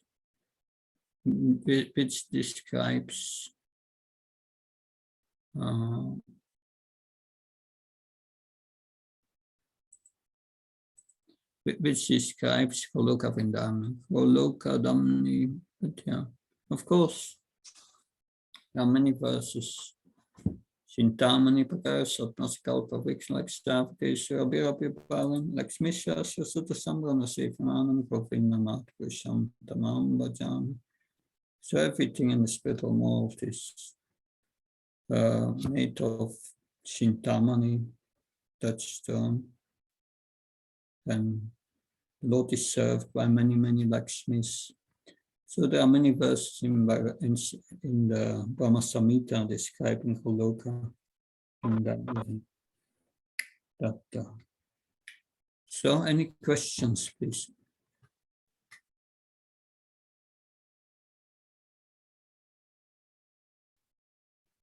Maharaj, just wanted to request you use this something from where you are telling all, showing us the Bhagavatam. Can you please tell that which site or which from where you do? I just know the Veda base, which I use. You want to know the verse numbers? No, Maharaj, you open something, na? You share something. Yeah, that's So the Veda how base. you, that's the Veda base, but we use that vedabase.com. How are you getting all this like this? That it's very easy to find out. I just use vedabase.com. It's difficult to find out. Yeah. But Is there Veda base, you can you can download from certain websites. I don't remember how I downloaded it, but you can download it, and all Prabhupada's books are there. You have to install it. I've told my is there any link? If you can share any link or something? I don't remember, but you can search for it. Bhaktivedanta Vedabase 2003. That's the name. And if you find a link somewhere and set free download, you may find it. Okay. Any other questions? Okay. Then we will continue tomorrow with the Purushottam Yoga and finish chapter 15. Thank you very much. Hare Krishna. Sai Prabhupada. Thank you so very much, Maharaj.